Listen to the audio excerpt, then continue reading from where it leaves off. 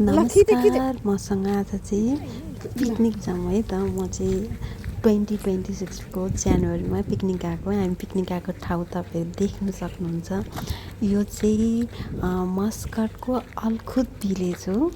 यसको नाम चाहिँ अलखुद भिलेज म चाहिँ यहाँ उफ्रिँदै गइरहेको छु पछाडिदेखि मेरो क्यामेराम्यानले आउनु आउनु मेरो भिडियो गरिदिनुहोस् भनेर यो चाहिँ गेट जस्तो सिम्बल मात्रै बनाएको है गेट चाहिँ होइन रहेछ यहाँदेखि चाहिँ भित्र जानुपर्ने यहाँ चाहिँ पिकनिक खानको लागि हामी आयौँ यहाँनिर गाडीहरू थुप्रै आयो बाहिर बस पनि छ दुईवटा बसमा अनि अब पर्सनल गाडी हुनेहरू पर्सनल गाडीमा पनि आउनुभयो अनि यहाँ म चाहिँ हामी तिनजना आयौँ अनि त्यसपछिबाट हेर्न सक्नुहुन्छ यहाँनिर एकदम त्यस्तो धेरै सोचे जस्तो नभए पनि हरियाली अनि पहाड थोरै सानो खोला जस्तो थियो हामी चाहिँ त्यसमै हेर्दै रमायौँ अनि चाहिँ आउनुभएको हामीभन्दा अगाडि पनि आउनुभएको मानिसहरू हुन्थ्यो साथीभाइ दाबा आफन्त नेपालीहरू हुनुहुन्थ्यो उहाँहरू आउनुभएको थियो उहाँहरू चाहिँ अगाडिदेखि नै स्टार्टिङ गरिराख्नु भएको अब कसैको आफै खाना बनाउने के गर्ने सबैजना आफ्नो काम गरिराख्नु तपाईँले देख्न सक्नुहुन्छ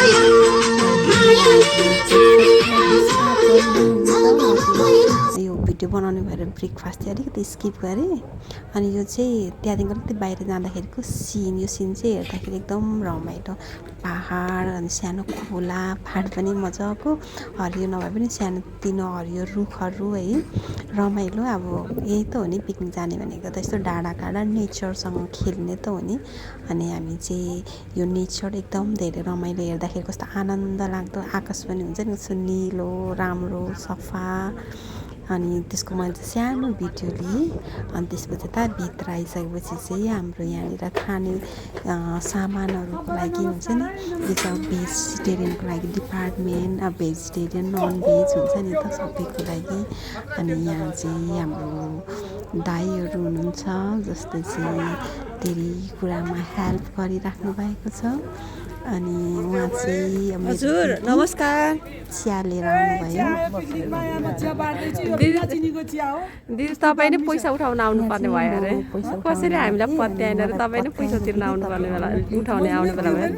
होइन अरूको पैसा आउँछन् ल वान बाई वान त गाडीबाट झर्ने बित्तिकै लाउनु पर्छ गाडीमै लाउनु पर्छ कि एउटा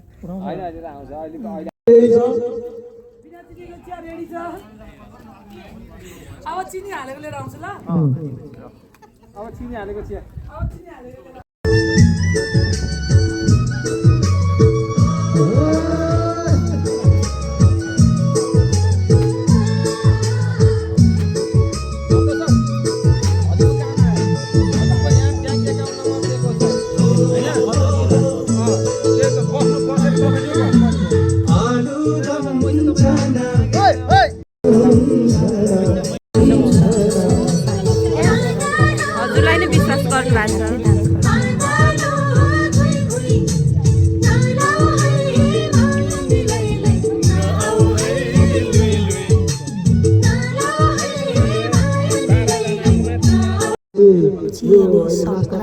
विशेष पिकनिक कार्यक्रम भएको कारणले गर्दाखेरि हाम्रो ब्रेकफास्टमा चाहिँ तरुल तिलको लड्डु अनि सेलरोटी थियो अनि म चाहिँ पैसा उठाउनेमा थिएँ यहाँनिर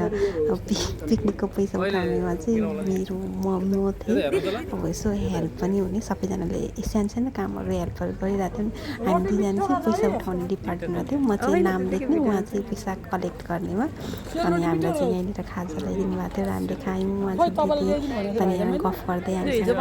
खाजा खान आउनुभयो अनि चाहिँ त्यसरी रमाइलो गर्दै बसिरहेको छु मिठो सेलरोटी हुन्छ हाम्रो पोहोर बनाएको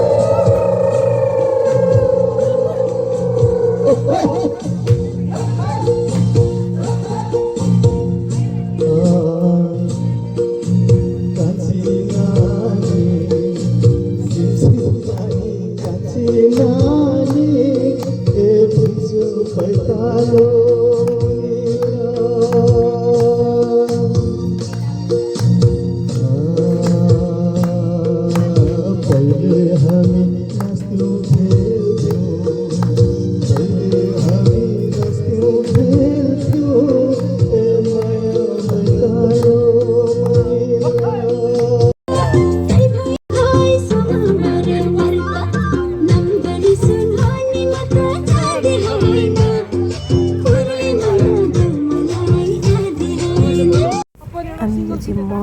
नक्कल पार्दै फोटो खिच्दै भिडियो बनाउँदै यो चाहिँ मेरो दिदीहरूको टिम अनि हामी चाहिँ एकछिन खाजासाजा खाइसकेपछि फोटो भिडियो गर्नुको खिच्नको लागि बाहिर आयौँ अनि यसरी घुम्यौँ। यहाँ दिदीले पनि नक्कल पार्दै यहाँनिर भिडियो खिच्दै मैले चाहिँ भिडियो खिचिदिइरहेको छु, दिदीले चाहिँ पोज दिँदै हुनुहुन्छ। अनि त्यसपछि चाहिँ यो फोटो भिडियोको काम सकिसकेपछि चाहिँ हामी खाना खानु गयौँ। चाहिँ हाम्रो खाना चाहिँ एकदम टेस्टी थियो, एकदम मिठो थियो। तपाईँ खाना चाहिँ एकदम धेरै रमाइलो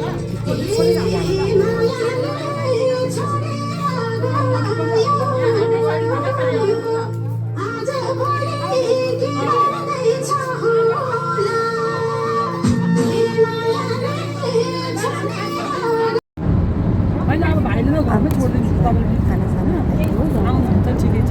अनि मेन कुरो चाहिँ त्यो यता जाम पर्छ भनेर क्या फेरि यिनीहरू भरे यता त्यो स्टलमा चाहिँ जाममा परिहाल्छ। टाढो थियो भन्दा टाढा त्यही अहिले यता गएर त्यस्तो 45 मिनट त्यो उठाउने थियो रश्मिताको यता पनि काम के काम हुन्छ ल पैसा उठाउँदै अब कसको दुई चार शब्द अनि पिकनिकमा चाहिँ फेरि हेल्थ सम्बन्धी केही हाम्रो नेपाली डक्टर सरहरूले पनि केही हेल्प गरिराख्नु भएको जसमा चाहिँ उहाँहरूको ब्लड प्रेसर अनि सुगरहरू चेक गर्नु पनि थियो। तर हामीले तिनीहरू सबै छोडिएर यहीँ अब खाइसक्यो, सबै काम साम सक्यो, के गर्नु त भन्दा अब घरतिर अल्छी लाग्यो नि त।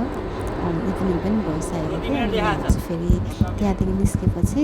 के अरे फेस्टिभल नाइटमा पनि जानुपर्ने थियो। ट्राफिक उदाउली उदाउली पैसामा हुन्छ